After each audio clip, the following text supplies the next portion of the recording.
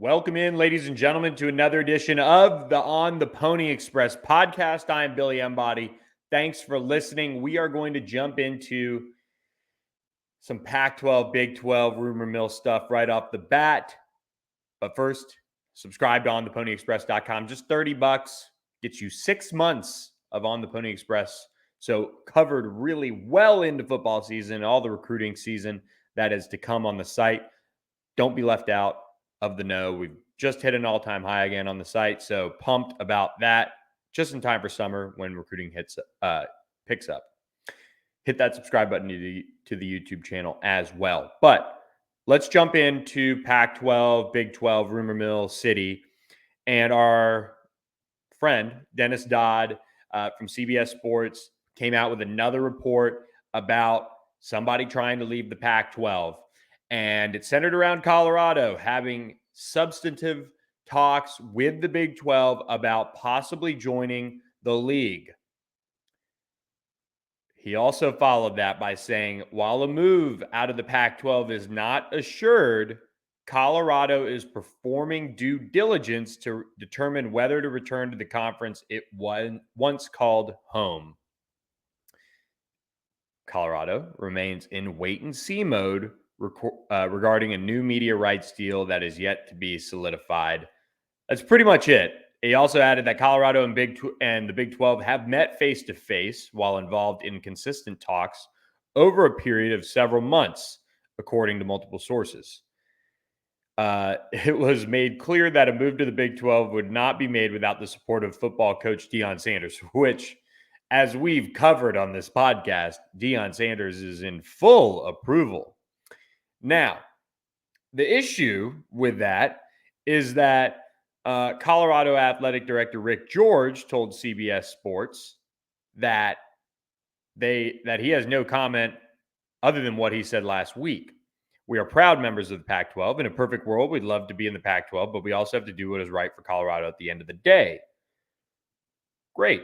That is important. That is exactly what you should be doing. You want to know what that sounds like? Due diligence. And for me, when you look at Colorado, and we've talked a lot about it on the podcast, there's one angle of this. They left the Big 12 because they wanted to be a part of a group of schools that were much more committed to academics. And don't forget that a large number of Colorado students come from Pac-12 country. It is not as much a question about football as it is about priorities for the overall university. You hired Deion Sanders. You're getting all the buzz in the world. You got a chance with USC and UCLA on the way out to have a terrific opportunity to maybe make some noise with your new coaching staff and win, maybe down the line, the Pac-12. That could happen. That could absolutely happen. And you can do that without uprooting your overall values that really force your hand into leaving the Big 12 for the Pac-12. That is what drove Colorado's move to the Pac-12. And barring a massive disparity in final media rights deal numbers, which, by the way, streaming is starting to become a true way of the future, this is going to be, once again, a nothing burger, in my opinion. Now, I don't fault any of these schools for talking with this conference, this official, that school president, this school president. Doesn't matter. You should be doing that. Quite frankly, with what Dennis reported, I could have reported, let's say, trying to remember about this, probably about 3 weeks ago, 3 to 4 weeks ago. I could have said SMU has had substantive talks with the Big 12 regarding possible membership in the league. And SMU is doing its due diligence because they're also sitting here waiting on the Pac-12 as they try to finalize their media rights deal and make their final determination on expansion. So let's have some substantive talks around the future of SMU and if the Big 12 could potentially be a part of that future. And by the way, we've seen Memphis now mentioned back up and running again with the Big 12 rumors. And you can do the same with SMU and the ACC. The reality is, a lot of these officials, especially around this time of year, I mean, all the league meetings, I mean, heck, the Big 12 and the Pac 12 were just in the same hotel basically for a whole weekend doing some meetings just earlier listening to this now in June, but in the first week of May. They were all in the same vicinity in Scottsdale. So yeah, you can have in-person discussions, and I can tell you, SMU sat down with Brett Yormark, probably more than I even know. I know there's more than I know, but they've done it. And they've had conversations with ACC presidents. They've had ACC officials talking to them. It's because nobody knows what the next domino is truly going to be. Right now, the signs point to the Pac-12 hanging together, SMU and San Diego State being the two schools that are going to be brought into the league. But there's also the chance that maybe something else happens. You never know. You never know in conference realignment. That's the reality of it. That's what makes it so crazy. That's a part of the reason why we see so many of these articles come out. But the reality of it is, again, barring a complete change in Colorado's stance on the future of the Pac-12, and especially when it comes to that number from a media rights deal perspective, they're not going to the Big 12. But the push continues. The push continues that the Big 12 is going to bring in Colorado. UConn's getting buzz. Memphis was mentioned today, I saw. It's just a continuous, especially when things die down. I mean, the most exciting thing that happened this week in sports is probably SEC Media Days. I mean, that I could be wrong. I'm not a big baseball guy. Sorry. But the Stanley Cup's quiet. NBA Finals, starts tonight. It's pretty quiet early in the week, so perfect timing for Dennis to drop this article. The St. Louis Blues aren't in the playoffs. I think it's just one of those things that as you look at it, and everyone is scared to report what is going to happen. And it makes a ton of sense. You don't want to be the guy, especially at that high of a level, that says the Pac-12 has agreed to X media deal for however many years, and it's not done, which I don't think it's done yet. I don't. But you don't also want to be the one who's reporting the Pac-12 is going to add X school or the Big 12 is going to be adding X school. So what do? You have these articles that, especially for some of them, and look, we had our friend Ross Dellinger on the podcast earlier this spring, and he said this is why we're very careful about what we report. I mean, Ross would probably be exhausted writing all of the articles and chasing every little tidbit that has been pounced on by many media members. I mean, this Colorado to Big 12 thing started from Barry Trammell, who I didn't even know who he was before this started. But he reported that Colorado is ready to commit joining the Big 12 soon. And that's a direct quote from the CBS article. And so they even got it wrong copying and pasting it. Because that's literally right there. Colorado is ready to commit joining the Big 12 soon. There's also a typo in the top of Dennis's article in the teaser. CU continues to weigh its Pac-12 future with an opportunity to rejoin its former league. No period at the end either. I'm not trying to break down Dennis here, but this is the type of stuff that it's just cookie cutter at this point. Barry Trammell from the Oklahoman, he wants to go out and report that a Big 12 source told me last week, one source, by the way, that Colorado is ready to commit to joining, ads on the page popped up, ready to commit to joining the Big 12, quote, soon. Just say that Colorado wants to join the Big 12 and is awaiting an invitation from the league. That's firm.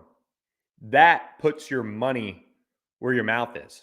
If you're saying Colorado's going to join, all they need is an invitation. That is at least you're going to go out there and say it instead of all these little. Colorado has had a talk with the Big 12. Colorado might be eyeing the Big 12. I mean, we saw it with Arizona earlier this spring. I mean, it's just all these little pieces of information that wherever they come from, they might be legit, might be misinformation, might not be, whatever. They're being pounced on. And then when you get into writing an article about it, I mean, some of the things contradict each other because you just don't have enough. You know, the substantive talks with the Big 12 about possibly joining the league, a couple paragraphs down, it's just due diligence. You know, it's just headline grabbing stuff. And for me, it's just obviously it's exhausting. I mean, this is really the reality of where we're at with Big 12, Pac-12 realignment, expansion, media rights deal. It's wearing on everyone. But these types of articles, I mean, I just don't think they help anyone, you know? And it's not, and that goes whether you're Big 12, Pac-12. Like, I don't think if Colorado doesn't go to the Big 12, they've now been, you know, rumored to have been talking with them for all these months and portrayed in a way, in my opinion, that they're going to go, especially from Barry Trammell. But then they don't go at all. Well, why? And how does that make the Big 12 look? So all the propaganda around the Big 12, if everything stays the same with the Pac-12, man, that was a colossal egg on the face situation. Regardless of how well the Big 12 has handled the media rights deal, maybe heading off being unstable. And Brett Yarmark's been aggressive. He's been successful. It's just egg on the face situation if none of it happens, because it's been going on just as much as we saw earlier this spring, the Pac-12 saying that the media rights deal is close.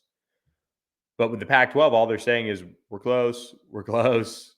Yes, they have been wrong, but I mean, it's almost interference at this point with the Big 12 and the Pac-12. So just another chapter in the days of conference realignment, and we will continue to monitor it on theponyexpress.com as best we can. If I hear of anything substantive, I will let you guys know. I should say substantial. I'll let you guys know for our subscribers on the board. But one other thing to note,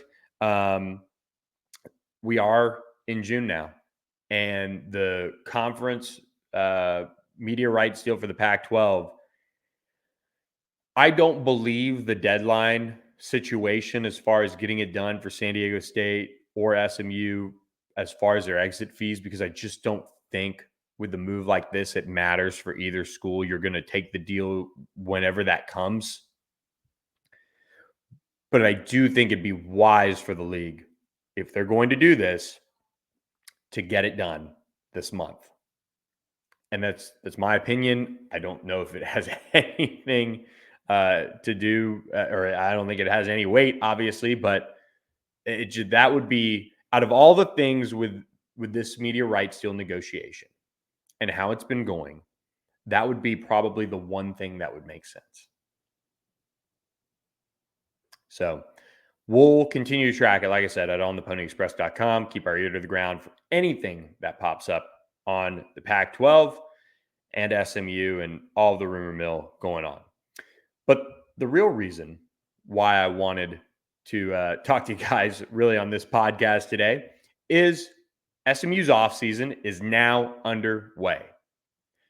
The Mustangs welcomed some high school signees, some transfer additions to the program this week as classes got underway, summer workouts got underway, and many of the signees, both high school and transfer, are on campus on the Hilltop. We do have the inside scoop for those wondering who did not make it to campus. We have that on the website, on theponyexpress.com. So check that out. Again, just another reason to be a subscriber. You get even the little stuff, you know, who's enrolling when, what the situations are, all of those things. So check that out on the site. When it comes to summer workouts, Sean Griswold and his staff will now get a hold of pretty much all of the 2023 roster and start working with them on what they need to do to be prepared to make a run at an AAC championship and also take down the likes of Oklahoma and TCU. To do that, what are some of the big goals for this offseason? Well, for me, I think you look back at the 2022 season, first season under Sean Griswold. He comes in, and I think the one thing that worked rather well is SMU finished the best it did in quite some time. They won 4 of their last 5 games to close out the regular season. Obviously, that rough one against Tulane was obviously out there in the New Mexico Bowl. You didn't have Jalen Thomas and Rashee Rice, and you were eventually out of running backs by the end of it. But as far as the end of the regular season, that is exactly how Sean Griswold and his staff pretty much would like to draw it up. They were very well conditioned, I felt like. I mean, I really did. You look at the Houston shootout, you look at going on the road at Tulsa, some of the other games, the Memphis game, they were able to make a play at the end of the game. I know it wasn't pretty. It wasn't a perfect game by any means, but there were portions of that schedule, that run, that SMU, I think, was clearly the better focus, the more together, and the better conditioned team. And those things are built over the course of the summer. So I think you've got to give Sean Griswold and his staff a good amount of credit for laying the foundation of this program under Rhett Lashley. Now you bring in 41 total new players, I should say. So about half your roster is brand new coming into the 2023 season. So you do have to get a lot of those guys up to speed. Good thing is probably about 12 to 13 of the high school guys that you brought in probably are going to play a ton. But the transfers, a lot of those guys are going to be expected to play and play a lot. So with that in mind, I think some of the things that I feel like, one, SMU has to address this offseason. The big thing is last year's shoulder injuries. That was pretty wild. Bo Corrales, Jordan Curley, Jake Bailey, a couple others probably out there, a couple on the defensive side maybe. Maybe it was something that they've done some research on, and maybe they found it's not consistent with just about anything that's ever happened in college football, but it was pretty wild. But obviously, I think one of the top things that I would maybe do if I was Sean Griswold is tweak some of the shoulder prehab, is what you'd call it. And being a former quarterback, that was one of the things that, going back to my training, one of the things I still do is shoulder prehab, a lot of the band work, some of the things that you do to make sure that joint and everything is really well protected. And I'm sure they did that last year, and a lot of it was just freak stuff. And this spring, they were very safe, no diving for balls. They would just say, all right, pull up, we get it. You're trying to make a play, but you don't need to make a play and pop your shoulder out, those type of things, because SMU lost a few key guys on offense, just doing just that. So, I guess add a little bit of that into the offseason workout plan for the team. But when you look at SMU and what some of the players are that I think could really take a jump in the weight room with a strong summer, I look at a guy like Isaiah Smith, and he got a ton of reps in spring off the edge with Nelson Paul. He played a good bit as a pass rusher, as a true freshman, and had some moments where he really put it all together. But he is somebody that I think athletically is really on the cusp of being one of the better pass rushers we've seen come through SMU in the last few years. Just his speed, his athleticism, his bend. He's still somewhat raw, but I think he could use probably about 20 to 25 pounds. And if he wants to do that, put that on, I think he is going to really put together a nice season, because you look at that position, Nelson Paul coming back, Cam Robertson was added from North Texas. They had Jaden Jones coming back, and he didn't play in the spring. And they have Yeah, that's kind of the group, I would say. And Jalen Samuels is expected to come back after he was suspended all spring. So there's a good bit of depth if that's the group that you're having play that bandit position. Um, if he puts on the necessary weight, he could carve out a little bit more of a role on an every down situation. Last year, he was a little bit more of a situational pass rusher and a rather good one. But I would say Isaiah Smith is a guy that you look at and you just think he can do a lot of good things if he can add about 20 to 25 pounds. When I look at the running back position, I look at Kamar Wheaton. And Kamar Wheaton came in with huge expectations to obviously do a lot at SMU. And I still think expectations are very high, but he's also got to really, he's got to really commit himself to the weight room. He's got to commit himself in the classroom too, but especially in the weight room, some of the little things that have hampered him, hamstrings here or there. He's had some knee issues between high school and college. All of those things have got to be the priority for Kamar Wheaton and getting ahead on. We talked about prehab with the shoulders. He's really got to learn to live in the weight room, live in the training room, and get that treatment for his body and just know how important it is. And he's a guy that I still think they're trying to guide and get on the right path and all those things. And hopefully it works out for him because he's got a ton of talent. But if he's not available, you're going to have a running back room that's going to have Tyler Levine coming back off injury. If he's healthy and ready to go, then he's a factor along with Jalen Knighton and LJ Johnson and Velton Gardner. That group, and then Roger Daniels could get a touch or two out of the backfield a game. That group is pretty salty. And so if you're not ready to go, you're quickly the fourth option, fifth option, that running back room. And then you're really not playing a lot. And I fear with Kamar is his motivation could drop because of that. He's a pretty fun kid to be around, young man. But if sometimes when you're not getting the ball, you don't feel it as much. And that's not an attitude thing. It's just if you know you're not going to get it because Jalen Knighton and LJ Johnson and Tyler Levine and Velton Gardner have put it together. And those are veteran guys. Those are good quality leaders too, I would say. Then that could hamper him. So they've got to continue to get him on the right track and really push him to understand what he needs to do in the weight room. Romello Brinson would be a guy I would say you probably want to see get in the weight room a little bit more, just develop some of that strength to his body. And then on the offensive line, you do have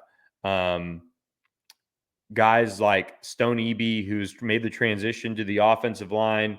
And he's somebody that I think is going to have to really bulk up to have a shot to play the position long term. So there are some guys that are going through body transitions right now as far as the positions that they play. Elijah Roberts is a big guy, for example, and he's going to play that strong side defensive end spot, but also he's played a little bit of bandit. So I wonder if they try to do something with him to slim him down a little bit. And then Stephon Wright on the defensive line, he's another guy that you got to live in the weight room and just continue to work on your prehab and things like that to make it all come together. And outside of that, I mean, you're really looking at a group that is pretty well put together as far as a base goes. Maybe Chris Adamora adds a few pounds at the linebacker position over the course of the summer to maybe hold up a little bit more as he makes that transition to linebacker. But overall, you are really looking at a group that has a lot of guys who are just ready to go. And I don't think there's too many that really stand out, especially after some of the departures that stand out as far as, they're really behind or they're not committed. I think the group that they have on this roster, maybe a couple guys here and there, they've really done a nice job committing themselves in the weight room. And Sean Griswold, you can tell, has a good relationship with a lot of these guys, and just the way they kind of phrase things is it's almost a little bit more of like a, hey, if you want to go pro, this is how it is. And that stuff can help motivate, because if you want to go pro and you want to be successful and get to that, you got to win games at college and you got to be at your best in college. And that is kind of how, at least from our limited time with Sean Griswold and kind of chatting with him, they kind of monitor it like that, and they kind of phrase it a little bit like that. From what I've seen, they have some of their mantras and things that they want to do. Each brick for each game, is one that they're, kind of the motivation in the season. But a lot of what I've kind of heard him talk about here and there, and especially when he first got here, I felt like this was a point that he hit on, is a lot of it is, you know, it's a little bit of self-motivating, because I'm not here to hold your hand, because I'm not going to be here to hold your hand if you guys go pro. But here's all the things we're doing to help make you a pro. And that's kind of the mindset on the summer conditioning. So we actually will get to see the last workout of the summer. We get invited to that, so that'll be fun. And I'm going to try to pop in on a couple. I think I'll maybe be able to get that run up the totem pole and see if I can get that approved. But it's a fun time of year for the players. This is a time where they're going to bond. Like I said, about 41 new names coming into the program this summer, and a lot of them are going to hit the ground running. A good group of them are freshmen, and they're just going to be swimming. Their heads are going to be swimming as they adjust to college life. And some of the transfers are adjusting to, obviously, a new home. But a lot of the transfers that are coming in this summer are pretty veteran guys. They're guys that have been around. Keyshawn Mills is a young one who didn't play at all last year, but Kyron Chambers, Jordan Hudson, they played. You get Logan Parr, Ja'Kai Clark, Micah Hiltz, guys like that coming in. They do have that veteran sense to them. And in talking with a lot of them, or just knowing them, like I knew Logan Parr as a recruit. He's a pretty mature kid. So the chemistry thing is going to come together. There were a lot of new faces last year for SMU, and they finished winning 4 of their last 5 games in the regular season. And I think that can be the telltale sign. It took a minute for SMU to figure out some things last year. It took a minute for them to figure out, we should give Tyler Levine the ball a little bit more. Things like that as they went through the season. This was really what I would say the first year in a while that I felt like SMU developed during the season. And this is not a shot at past coaching staffs. This is not revisionist history, in my opinion. And I know it's not revisionist history in a sense, because SMU hasn't closed a season like that in years and years and years. I think I ran it back. Was it June? Maybe Chad Morris. Anyway, that's how long it had been since SMU closed the season out like that. And I felt like they learned more and more about the players and how to use them. We saw that with Tyler Levine. We saw that finally giving Ahmad Moses the keys to the car at safety for the last couple games. We saw them try to do different things or get guys back. Stephon Wright came back. He got hurt again, but he came back. David Abiara played a little bit down the stretch.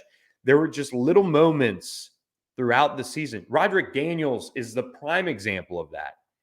There were little moments throughout last year that it felt like SMU, between the coaches and the players, found themselves a little bit, and they got better, and they figured out maybe some of the things that weren't working or were working and all of that. And they were able to kind of put it together a little bit more down the stretch, which is obviously why they won 4 of their last 5 games. But all of that can't get done if you don't have good chemistry, which is built in the summer. And a lot of people say, I hope it comes together. Not to oversimplify things, but guys are pretty chill. I think we all know that. And unless you have a really bad apple in the room, or a few bad apples really spoiling things for everyone, then you're sitting in a good spot, and guys will just get to know each other more. And that's kind of the beauty of it, is they'll continue to spend a lot of time around each other. But if you're good, I'm good. And that's kind of the thing that I think SMU, with the additions that they've made, and I think I mentioned this on the last podcast, they've done a really nice job getting guys who really fit, I think, a character piece that this coaching staff knows they need, so that they don't disrupt the water and bring in somebody. All right, let's bring in that guy. All right, it's a big risk, but let's bring him in because, man, we have got to have X happen at X position this year. And I don't care who we bring in. Let's just get it done. They didn't do that. They did not do that. So I think Sean Griswold is going to have a much easier time on his hands, not learning everybody, obviously, this time around with some new faces coming on campus. Obviously, he'll do that with those guys, but he's settled in well. And I think some of the pieces for this offseason program will be tweaked. I'm interested to see or hear about any of those that do happen. We'll share those for our subscribers. We'll get some tidbits on summer workouts and things like that. But overall, SMU is just about to hit the ground running with preparation for the 2023 season. The coaches are going to start doing their first round of game planning soon once this camp weekend gets over with. So that's going to be on deck for them as well. But on the recruiting front, I do want to take a moment and just share with you guys a couple things. SMU is going to host official visitors the next 3 weekends starting June 9th. So we know that SMU already has Sterling Brooks coming to campus. He's the North Crowley defensive tackle. I'm not going to go down the whole preview again like we did a few podcasts ago, but SMU is going to have another player come to town. That's Gulfport, Mississippi linebacker Eric Moore Jr., who picked up an offer earlier in May toward the tail end of this evaluation period. And now he's going to be officially visiting SMU. And he sounded pretty high on the Mustangs when I caught up with him. We got a full breakdown with Eric on the site. He's also going to officially visit Georgia Tech and Liberty. He's unsure about a decision timeline, so we'll kind of see how that goes. But that is the new addition to the official visitor list for SMU. So be sure to lock in a subscription for this summer. It's going to be busy. Lots to come on the Pony Express as far as recruiting goes. But to kind of wrap things up quickly on recruiting, again, I didn't want to spend too much time, but this month, SMU has its big mega camp starting Friday. They've got a few sessions the next 2 days after that. And then they can do private workouts. And they'll do that. I'm pretty sure that I'm 99.9% sure that rule's still rolling, but they'll have private workouts with other guys that they like, bring them back. Whether it's guys that they're evaluating, guys that they've had on the radar for a long, long time and have offered and things like that. They'll do that over the course of June.